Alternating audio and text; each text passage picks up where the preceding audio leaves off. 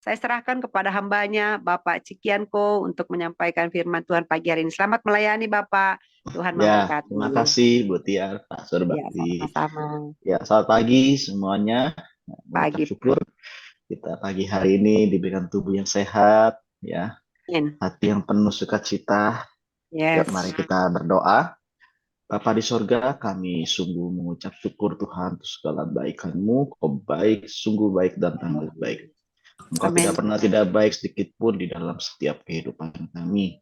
Dan Amin. terbukti pagi hari ini Engkau berikan satu kesehatan bagi kami boleh berkumpul bersama, dan terbukti Engkau sangat setia bagi kami. Engkau Amin. tetap menyapa kami, membentuk kami, memproses kami. Dan biarlah pada pagi hari ini kami sama-sama mau mendengar, kami sama-sama mau belajar, dan kami sama-sama mau mempraktekkannya dalam kehidupan kami. Ya Roh Amin. Kudus, tolonglah kami, bantu Ya, kami yang lemah, yang penuh dengan keterbatasan. Di dalam benar. ketidakmampuan kami, maka ada kuasa yang memampukan. Terima kasih Yes. Bapa, dalam nama Tuhan Yesus kami berdoa. Amin. Amin. Amin. Oke, selamat pagi. Sekali lagi, terima kasih buat kepercayaannya yang sudah memberikan kepercayaan kepada saya untuk menyampaikan kebenaran firman Tuhan. Ya, apakah sudah terlihat jelas? Udah. Sorry. Ya, temanya adalah doa yang menjenuhkan. Ya. Ya, jadi tapi ada tanda kutip ya, Bapak Ibu. Kalau nggak ada tanda kutip, saya bisa di-kick oleh Pak Surbakti. Ya, orang ini persekutuan doa kok doa yang menjenuhkan. Tanda kutip ya Bapak Ibu. Nah, namun pertanyaannya begini, berapa banyak yang pernah ya setiap kita mengalami sebuah kejenuhan dalam doa ya, ya pernah ya, saya katakan pernah ya, atau yang saat ini sedang mengalami jenuh juga gitu ya di dalam persekutuan doa ini gitu loh. Nah, kenapa gitu ya? Saya sendiri pernah mengalami hal seperti ini ya. Namun saya belajar, oh ternyata konsep doa saya itu adalah salah gitu ya. Apa itu? Ya, sebelumnya kita buka satu kebenaran ya, satu kebenaran firman Tuhan di dalam 1 Tesalonika 5 sampai 12 sampai 12 ayat 12 sampai dengan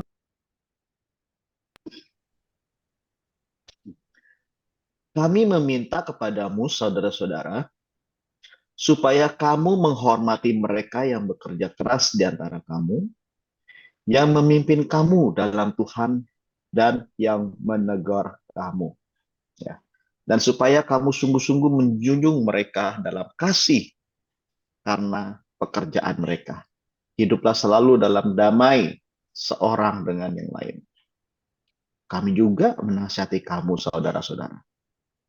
Tegurlah mereka yang hidup dengan tidak tertib. Hiburlah mereka yang tawar hati. Belalah mereka yang lemah. Sabarlah terhadap semua orang. Perhatikanlah supaya jangan ada orang yang membalas jahat dengan jahat. Tetapi usahakanlah senantiasa yang baik terhadap kamu masing-masing dan terhadap semua orang. Bersukacitalah senantiasa. Tetaplah berdoa. Mengucap syukurlah dalam segala hal. Sebab itulah yang dikehendaki Allah di dalam Kristus Yesus bagi kamu. Janganlah padamkan roh dan janganlah anggap rendah nubuat-nubuat. Ujilah segala sesuatu dan peganglah yang baik. Jauhkanlah dirimu dari segala jenis kejahatan. Ya, jadi dari sini kita boleh belajar sama-sama tentang mengapa seseorang mengalami kejenuhan di dalam berdoa. Ya, kalau kita baca ayat ini, ya saya nanti sarankan setiap kita untuk baca ya ayat ini terus direnungkan ya, minimal 7 kali kita bolak-balik baca, renungkan ya. Nah, ada dua ekstrim di dalam setiap kehidupan manusia ya, khususnya untuk anak-anak Tuhan tentang berdoa ya. Dia ekstrim pertama adalah ekstrim yang dia merasa udah nggak perlu doa lagi. Kenapa? Karena dia merasa Tuhan sudah dengar. Ngapain saya doa? Bukankah ada tertulis juga bilang begini, sebelum aku meminta sudah Tuhan menjawab. Ya, sebelum saya berbicara Tuhan juga sudah mendengar. Tuhan udah dengar, Tuhan udah tahu. Udahlah, ngapain saya doa lagi? Nggak perlu lah. Ya. Karena kalau saya doa juga Tuhan udah dengar. Saya minta, Tuhan juga udah tahu jawabannya. Ya. Bahkan lebih rohani dia bilang, Tuhan tahu kebutuhan saya lah. Tuhan akan mencukupkan. Udahlah, ngapain doa lagi? Ya. Tuhan itu maha tahu. Betul, setuju. Tapi apakah dengan kemahatauannya dia membuat kita malas lagi berdoa? Nggak menjadikan doa sebagai gaya hidup. Ya. Mungkin saya tanya Bapak Ibu di sini. Apabila Bapak Ibu yang punya anak-anak, dia hanya menyapa Bapak Ibu apabila ada keinginan, ada keperluan, ada sesuatu yang dia rindukan, ada satu kepentingan dalam diri dia, baru dia nyapa Bapak Ibu. Kalau nggak ada apa-apa, cuma lewat aja, permisi pun enggak, telepon pun jarang, ya ngabarin juga enggak. Nah, coba kita renungkan. Kita sebagai orang tua punya anak-anak model kayak begini. Ada orang tua bilang gini, tahu gini kecil gua pites loh, gitu ya. Udahlah, apa mama saya tahu semua kebutuhan saya, ya kan? Udahlah, yang ngomong yang penting-penting aja sama papa mama. Bayangkan. Saya sih sedih ya, saya sih sedih.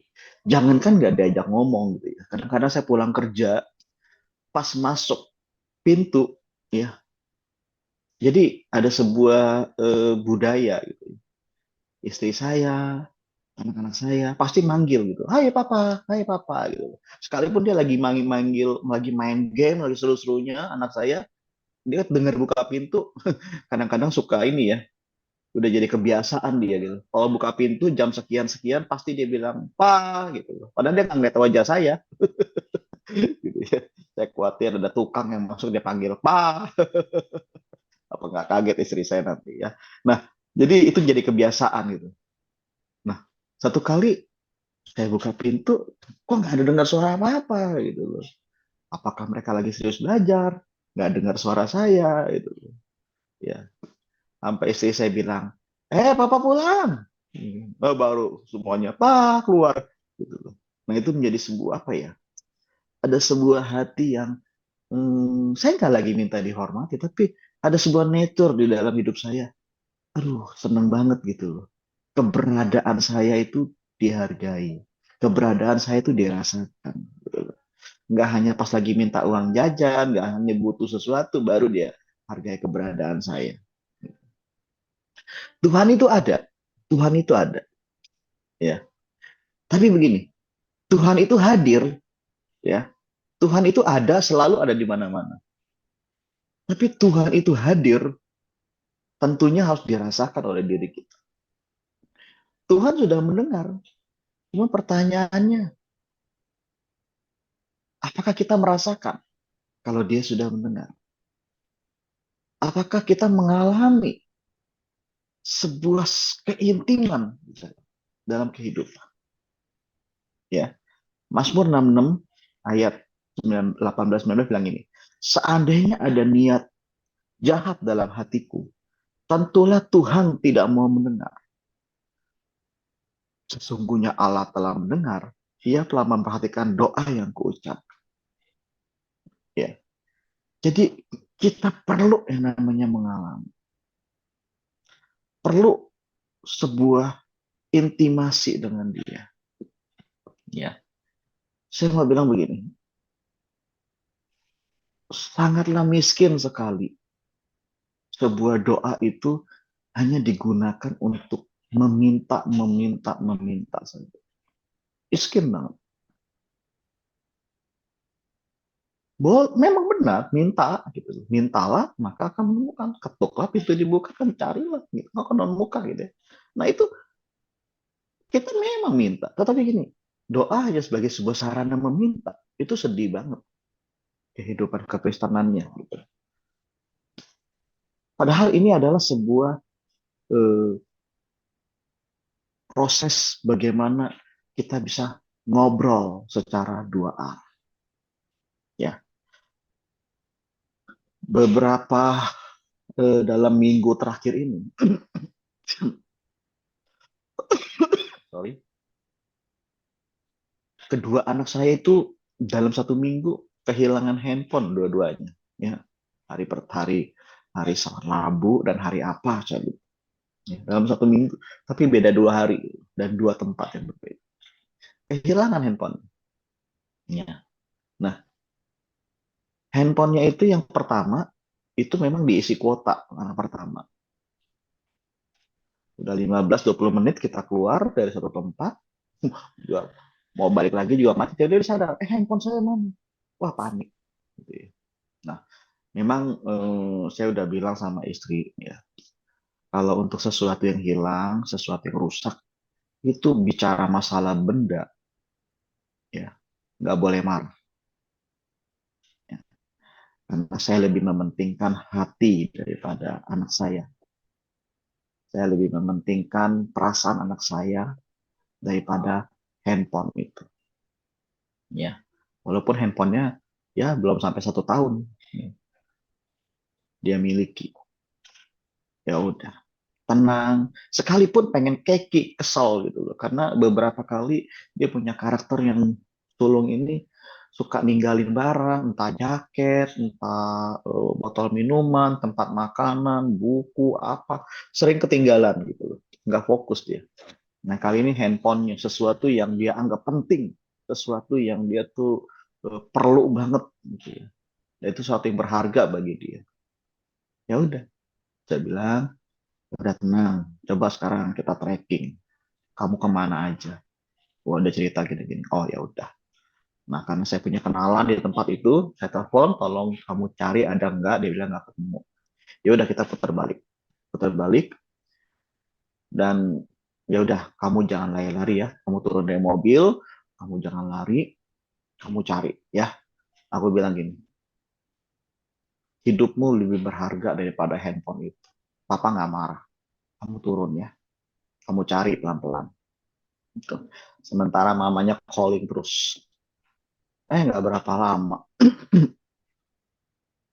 Agak cukup lama gitu ya, nggak diangkat-angkat. Udah di calling kok nggak angkat. Ya udahlah, buka rezeki kita. Nggak taunya handphonenya udah ketemu sama dia. Cuman nggak diterima. Dia lari ke tempat parkir menunjukkan ke handphone sudah diterima. Harusnya kan diterima dulu, memastikan gitu. Nah dari situ kami belajar. Apa yang kamu belajar? Bahwa sesuatu yang amat penting dalam hidup kamu. Ingat nggak? Handphone itu dulu kita pakai sebenarnya untuk apa? Untuk memuliakan Tuhan. Ya kan? Ya mungkin ada sebuah evaluasi dari kita. Ya dari istri saya ngasih evaluasi. Ya mungkin kamu suka bolong-bolong lagi dalam menyampaikan renungan. Ya. Baik di keluarga dan ini. Ayo pikirkan. Ya. Cuman papa jujur mengikhlaskan itu semua. Gitu. Sekalipun ada rasa sedih terhadap kamu. Ya, yang lalai dalam menyimpan, menaruh sesuatu, menjaga sesuatu. Ya. Tapi di sini Papa belajar untuk eh, menguasai diri. Dia tuh bingung, loh kok Papa nggak marah ya? Aku jadi ketakutan nih ngeliat Papa yang nggak marah. Gitu kan, dia bilang begitu. Pas udah cerita pulang ke rumah gitu ya. Nah, berapa hari kemudian yang kecil hilang. Nah, yang ini sampai hari ini nggak ketemu. Nggak ketemu, terus di situ aku cerita sama anakku. Nah, ya, kamu sedih nggak handphonemu hilang? Yang kecil ya, baru belum umur 8 9 tahun ya. Hmm, enggak sih, Pak. Tapi lihat wajahnya sedih gitu ya. Dia takut saya marah gitu. Enggak lah, Titi. Papa nggak akan marah ya. Handphone itu milik Tuhan dan semuanya milik Tuhan. Ya. Sekarang kita belajar ya, kata mamanya. Kamu aku lihat di grup udah jarang kirim renungan. Ya, mungkin kamu lebih banyak main game lagi dan lain sebagainya. Ya, terus belajar apa lagi kamu, Keti? Belajar untuk menaruh sesuatu nggak sembarangan. Oke, terus apa lagi? Udah itu aja, Pak. Ya, wajahnya sedih gitu ya. Ya, Papa juga sedih ya. Cuman Papa mau bilang gini, hidupmu lebih berarti. Lebih baik Papa kehilangan handphone daripada kehilangan hatimu yang sukacita. Ya, daripada kehilangan kamu. Kehilangan kamu, wah Papa bisa merana handphone ya udah gitu loh. Nah, dari hal ini saya mau ajarkan kepada dia, saya nggak ajarkan dia untuk meminta, untuk kembalikan, saya nggak ajar dia untuk minta supaya yang lain-lain, tapi saya jadikan sebuah sarana komunikasi kepada Tuhan. Ya, saya bilang, saya ajak dia doa, yuk kita doa yuk, dia tutup mata, kita doa, Tuhan, terima kasih, kami mengucap syukur, jika bukan Keti yang hilang, tetapi hanya handphone. Mengucap syukur Tuhan, Tuhan telah berikan kesehatan bagi Keti. Tuhan, jika barang ini ketemu oleh seseorang, biarlah itu menjadi berkat. Mungkin dia lagi butuh handphone, Tuhan. Buat belajar anaknya, buat sesuatu yang penting buat dia. Tuhan, berkati dia. Tapi kalau niat orang ini mau dikembalikan, itu sebagian Tuhan. Terima kasih Tuhan, semuanya adalah berkat daripada. Aku ajarkan membangun sebuah hanya doa, nggak hanya sekedar minta, Tuhan balikin dong tuh. Nggak kayak gitu, tapi menjadi sebuah komunikasi sama Tuhan, sebuah hubungan yang intim dengan Tuhan. Nah dari situ dia mengaminkan. Ya, terus ada ekstrim yang kedua, ya Tuhan yang nggak menjawab, Tuhan nggak pernah jawab tuh doa-doa saya. Udahlah ngapain doa, gitu lah. Kalau tadi Tuhan yang selalu mendengar, udah nggak perlu doa, Tuhan udah dengar. Nah yang kedua, Tuhan nggak pernah mau jawab, percuma lah saya doa-doa, capek saya udah doa, nggak pernah ada dijawab. Gitu. Ya, saya udah males dengan berdoa. Gitu. Maka di Yakobus 1:19 bilang apa gini? Ya, kalau di ayat 18 saya bilang apa? Engkau tidak mendapatkan menerimanya karena engkau tidak berdoa. Ya, lanjutan ayat 18 19-nya, atau kamu berdoa juga tetapi kamu tidak menerima apa-apa karena kamu salah berdoa. Sebab yang kau minta itu hendak kamu habiskan untuk memuaskan nafsumu. Ya. Tuhan bukannya nggak pernah menjawab. Tuhan selalu menjawab. Tuhan selalu mendengar. Ya. Tuhan selalu tahu segala kebutuhan kita. Mungkin kadang-kadang jawabannya adalah yes, no, ya, atau nanti, tunda dulu, ada waktunya, gitu loh. Ya, mungkin Bapak Ibu bisa merenungkan, ya, flashback 10 tahun yang lalu, bagaimana kondisi kita, bandingkan dengan hari ini, ya. Bayangkan kalau dulu doa-doa kita yang selalu dijawab, mungkin nggak ada hari ini, ya. Tapi dengan tidak menjawabnya itu ada sebuah proses daripada Tuhan, ya. Nah ini ekstrim yang kedua. Yang pertama, kita ada orang yang selalu merasa Tuhan udah dengar, nggak perlu doa lagi. Tapi ada orang yang merasa Tuhan nggak pernah jawab, udah nggak perlu doa lagi. Nah, itu akan membuat hidupnya, aduh, doa itu sesuatu yang menjenuhkan. Ya. Tapi ayat 17 bilang apa tadi? Tetaplah berdoa. Ya. Tetaplah berdoa. Ini ayat yang mungkin paling pendek gitu ya. Tetapi diperlukan di sepanjang kehidupan kita. Nah, kepada siapa Anda berdoa? Dengan siapa Anda berdoa? Dan untuk siapa Anda berdoa? Akan menjadikan Anda intim. Ya. Ketika saya berdoa bersama-sama sama anak saya, membawa sebuah keintiman saya dengan anak saya. Ya. Ketika saya berdoa buat pemimpin rohani saya akan membawa keintiman dengan para pemimpin. Ketika saya berdoa dengan orang tua, ya, kepada orang tua, dengan orang tua, maka saya akan intim dengan orang tua. Dengan pasangan, saya akan intim dengan pasangan. Nah, kepada siapa kita berdoa? Tentunya kepada Tuhan. Kita akan jadi intim dengan Tuhan. Ya. Kita akan menikmati kasih Tuhan. Kita menikmati hadirat Tuhan. Untuk siapa kita berdoa?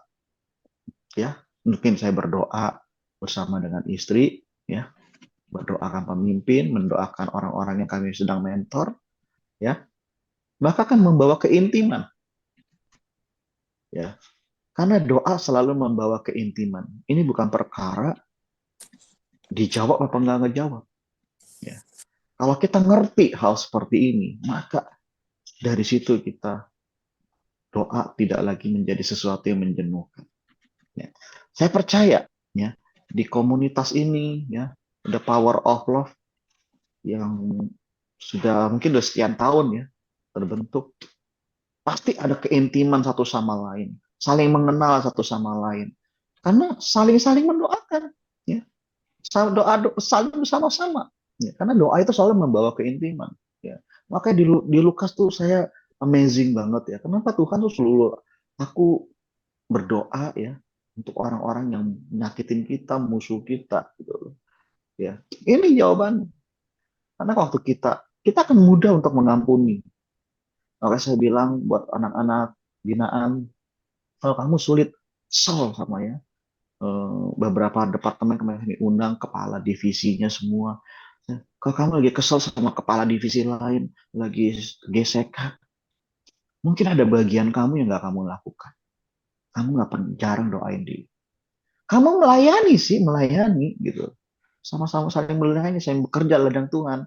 Tapi kamu udah jarang doain dia. Itu yang membuat kamu sulit untuk membangun keintiman, sulit untuk memaklumin, sulit untuk menyatakan kasih. Lebih banyak positif, negatif. Lebih banyak malah dimunculkan sesuatu yang bikin kalian kesal, gitu ya. Gampang baperan dan lain sebagainya. Coba deh, sebelum kamu bekerja dalam tim, kamu bangun doa. Doa dulu, doain dia. Kalau dia kesal sama dia, doain. Berkatin dia. Gitu loh. Karena itu akan membawa sebuah keintiman. Ada yang bilang begini, kalau kamu udah intim sama dia, ya, intim sama Tuhan, intim dengan dia, ya, benang jatuh pun itu apa, gentong jatuh pun nggak jadi masalah gitu. Tapi kalau orang udah nggak intim, terjadi sebuah distorsi hubungan, benang jatuh pun jadi masalah gitu.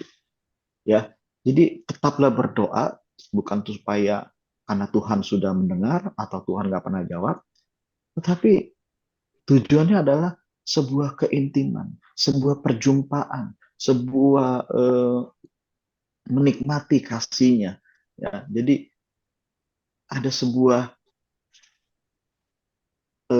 intimasi dengan Tuhan. Ya. Bisa ngobrol dengan Tuhan. Ya. Bisa ngobrol dengan manis, dengan indah bersama dengan Tuhan. Ya. Nah, ada 4 tipe nih, ya, 4 tipe. Ya.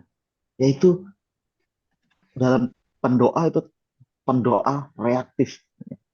Apa tuh pendoa reaktif? Ya, mungkin setiap kita nanti tanya, nah, saya ini sering yang mana? Gitu.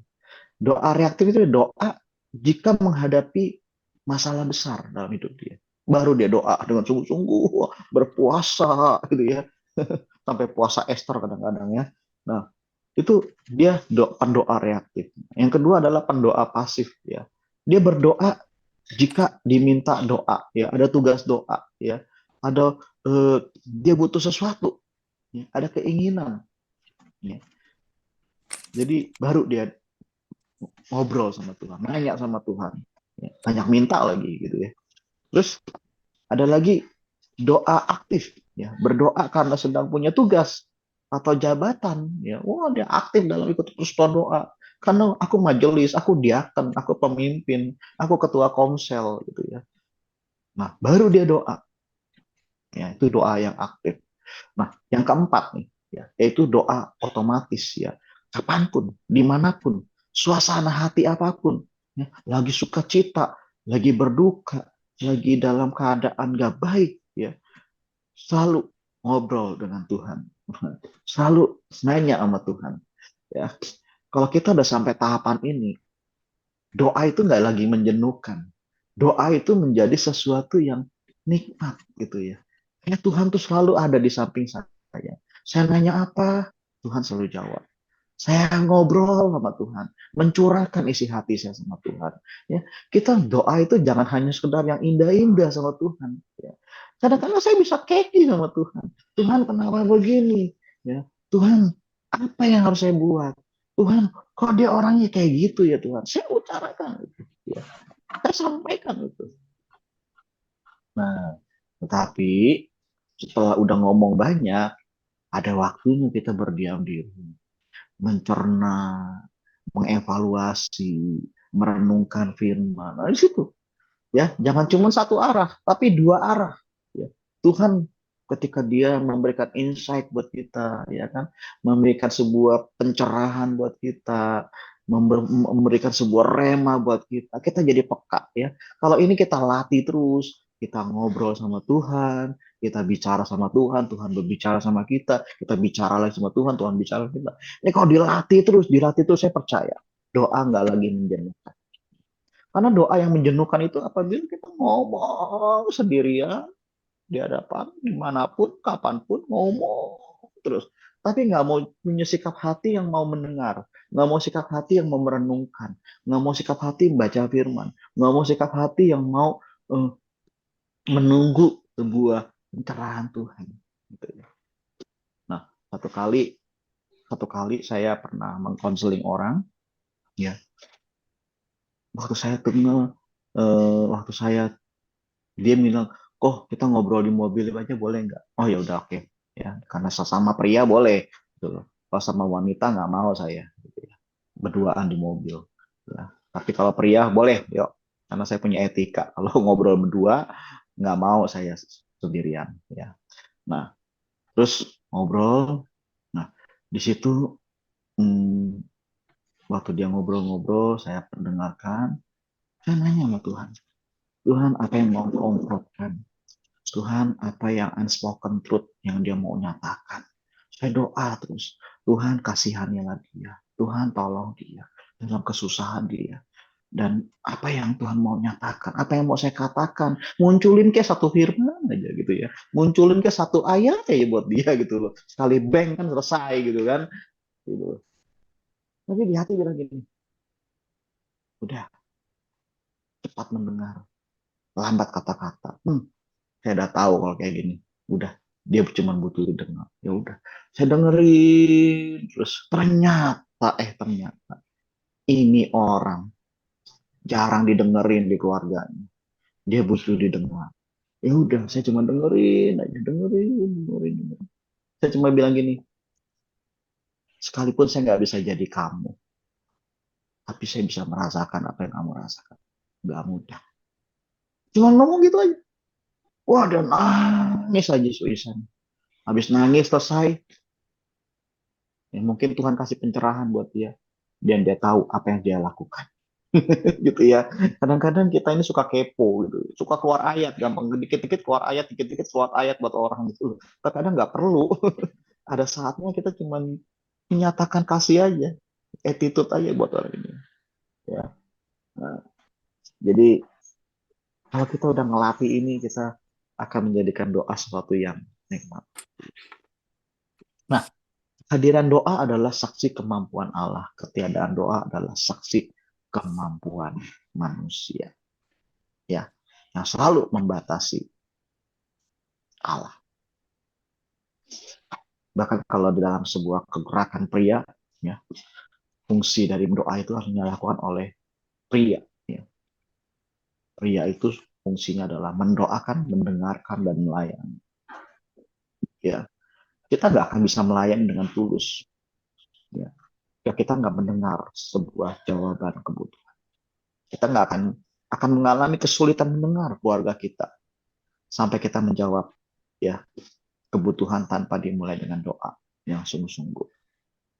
Bahkan ada statement bilang begini, Edko bilang, Anda nggak berhak ya, membawa keluargamu kepada Tuhan sebelum Anda membawa Tuhan kepada keluargamu. Wah, keren banget tuh ya. Anda nggak berhak membawa keluargamu kepada Tuhan sebelum Anda membawa Tuhan kepada keluargamu. Ya, Tuhan itu dalam arti begini, kita bukan lagi tarik Tuhan ke bawah gitu, siapa kita itu. Arti gini, kita ini adalah Kristus kecil dalam keluarga. Kalau kita sudah mendoakan keluarga, melayani keluarga, memperkenalkan karakter Kristus lewat hidup kita, ya, yang tetap mengasihi, yang menjalankan perintah satu arah buat mereka, ya, tetap sabar dengan mereka, tetap rendah hati dengan keluarga kita, ya, penuh tanggung jawab, ya, mau menolong mereka, ya, pasti mudah membawa mereka kepada Tuhan. Nah, kebanyakan pria susah. Ayo ke gereja. Padahal kehidupan bapaknya juga kacau di rumah. Susah anak dibawa ke gereja. Nah, kehidupan bapaknya kacau di rumah. Makanya kita nggak punya hak untuk membawa mereka hidup di dalam nuansa rohani. Kalau hidup kita sendiri nggak menjadi membawa menciptakan nuansa rohani. Ya. Saya kemarin bilang sama anak saya begini, kita ini dia lagi agak keki sama temennya gitu ya. Dia cerita, dia curhat punya apa yang dia alami, dia cerita gitu. Bilang kita ini terkadang jangan jadi Kristen termometer, tapi jadilah Kristen termostat. Maksudnya apa, Pak? Ya, kalau Kristen termometer kamu diatur oleh cuaca, kamu diatur oleh suhu, kamu diatur oleh suasana. Kalau suasana panas, termometer kan naik panas. Cuaca dingin, termometer atau minus turun. Nah, jadilah Kristen termostat. Apa tuh termostat? Termostat itu pengatur suhu. Dia biasa tuh ada di gudang-gudang daging. Ya. Kalau mau suhunya dagingnya beku, diturunin termostatnya, maka suasana ruangan itu akan jadi beku. Kalau mau dicairin, dinaikin, jadi suasana itu akan jadi hangat. Nah, jadilah Kristen termostat yang mengatur suhu. Nah, tanpa kasih, tanpa kehadiran Allah, tanpa kemampuan Allah, niscaya kita bisa menjadi Kristen termostat. Ya. Terus di ayat selanjutnya ya, Roma 8 ayat 26 sampai 28. Ya. Dulu saya juga orangnya susah untuk mengucapkan kata-kata dalam doa. Ya. Tapi waktu saya ketemu ayat ini, wah, saya cuma duduk, diam, wah itu terus ngobrol dua arah. Ada sebuah keintiman gitu loh. Ya. Ternyata ayat ini meneguhkan saya. Ya. Demikian juga roh membantu kita dalam kelemahan kita. Sebab kita tahu bagaimana sebenarnya harus berdoa. Tetapi roh sendiri berdoa untuk kita kepada Allah. Dengan keluh-keluhan yang tidak terucap. Dan Allah yang menyelidiki hati nurani. Mengetahui maksud roh itu. Yaitu bahwa ia sesuai dengan kehendak Allah. Berdoa untuk orang-orang kudus. Kita tahu sekarang bahwa Allah turut bekerja dalam segala sesuatu. Untuk mendatangkan kebaikan. Bagi mereka yang mengasihi dia, yaitu bagi mereka yang terpanggil sesuai dengan rencana. Orang yang selalu merasa hidupnya rapuh, rentan dengan doa, ya, maka dari situlah dia bergantung kepada Injil Kristus. Ya. Orang saleh bukan karena sikapnya, pakaiannya, ya, perkataannya, atau banyak ikut aktivitas-aktivitas rohani. Itu nggak bisa dikatakan bukan orang yang saleh. Tapi orang saleh apa? Orang saleh itu adalah hatinya selalu dalam nuansa rohani. Hatinya selalu dalam pimpinan rohani. Digerakkan oleh Injil Kristus di dalam segala aktivitas. Ya. Sama saat dia lagi sendirian. Ujinya kayak gitu, ditesnya kayak gitu. Saat lagi sendirian, saya menikmati Tuhan nggak? Ya. Atau nggak ada lagi melihat bagaimana kehidupannya. Kudus apa kudis? Gitu ya. Nah, dari sini kita tahu bahwa Allah turut bekerja. Ada roh yang membantu dalam segala kelemahan kita. Terkadang Tuhan juga bisa membawa kita dalam sebuah kejenuhan. Justru dalam kejenuhan itu kita bergantung lagi sama Tuhan. Ya, ada roh yang akan menolong, membantu kita. Ya. Ada roh yang terus berdoa buat kita. Ada roh yang akan terus mau mendengar segala keluhan-keluhan yang nggak terucap sampai nggak terucap, gitu ya, sampai nggak terucap. Bahkan ada yang bilang begini ya, seorang wanita atau istri ketika dia mengeluarkan air mata itu bukan karena dia nggak bisa bela diri, itu karena dia nggak bisa melawan, bukan, ya. Tetapi itu adalah bahasa memperdalam yang sudah nggak bisa terucap, maka dia bisa mengeluarkan air mata. Jadi mari kita sama-sama tidak masuk dalam dua ekstrim bahwa Allah sudah mendengar, Allah nggak pernah menjawab, sehingga kita nggak perlu doa. Tapi doa itu adalah sebuah membangun sebuah keintiman, ya, keintiman di dalam penyembahan, di dalam persekutuan, ya, dan disitulah terkadang, ya, Tuhan nggak hanya mendengar kata-kata yang indah di dalam doa, kata-kata yang nggak terucap pun Tuhan dengar.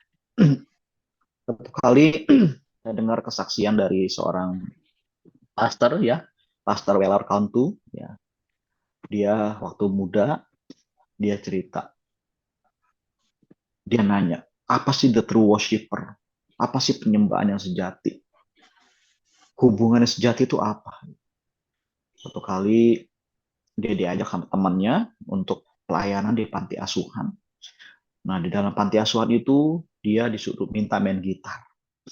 Sambil main gitar, ya, dia dalam kelemahan, dia nanya sama Tuhan, apa sih penyembahan sejati, ya, sambil dia main.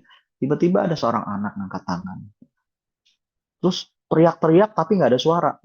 Mulutnya komat kamit tapi nggak suara. Gitu. Dan Tuhan bilang, inilah the true worshiper. Ya. Wah, dihampirin anak itu.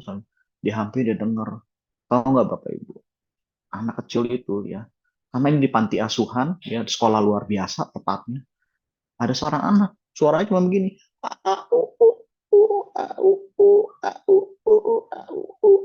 Ternyata dia adalah tunarungu. Dan Tuhan bilang, ini penyembahan sejati yang kamu selalu tanya. Ya. Kata-kata yang nggak sulit diucapkan. Tapi Tuhan lihat hati. Ya. Dan dari situlah dia bertobat. Dia seorang penyanyi, ya. Jadi bukan karena fasih lidah kita, tetapi karena hatinya yang selalu bergantung. Hatinya yang selalu membutuhkan Tuhan. Hatinya yang selalu ingin ada Tuhan dalam hati. Berapa banyak dari setiap kita yang mungkin hari-hari ini sudah mengalami sebuah kejenuhan.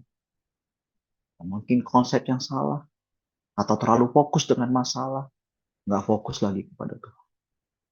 Ya, mari kita sama-sama mau mempraktekkan sebuah doa yang otomatis. Kapanpun, dimanapun, ya, ada nuansa rohani yang dipimpin oleh Kristus di dalam kehidupan kita. Amin. Mari kita berdoa.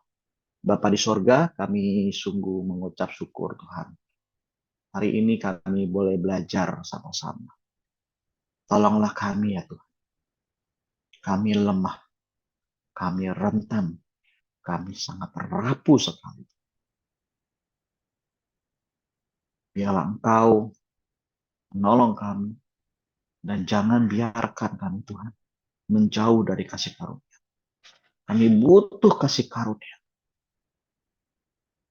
Kami butuh anugerah-Mu Tuhan di tengah-tengah ketidakmampuan. Kami percaya Roh Kudus akan memampukan kami untuk menjadikan doa bukan sebuah sarana untuk meminta, tapi doa semakin membuat kami dekat, intim, ngobrol dengan mesra, dengan roh yang manis itu. Sehingga semua yang benar, semua yang mulia, semua yang adil, semua yang suci, semua yang sedap dengar, semua yang sebut kebajikan Itulah yang boleh kami ungkapkan. Itulah yang boleh kami pikirkan. Itu yang boleh kami rasakan. Terima kasih, berkati komunitas The Power of Love ini. Hingga kasih Tuhan terus boleh melimpah. Kasih Tuhan terus boleh menyertai di dalam segala aspek hidup. Sehingga mereka boleh menjadi terang dan garam dimanapun mereka berada. Banyak orang yang boleh merasakan, berjumpa, mengenal Engkau, bahkan mengakui Engkau sebagai Tuhan dan Juru Selamat. Terima kasih Bapa, dalam nama Tuhan Yesus, berdoa dan mengucap syukur. Amin. Saya kembalikan, silakan.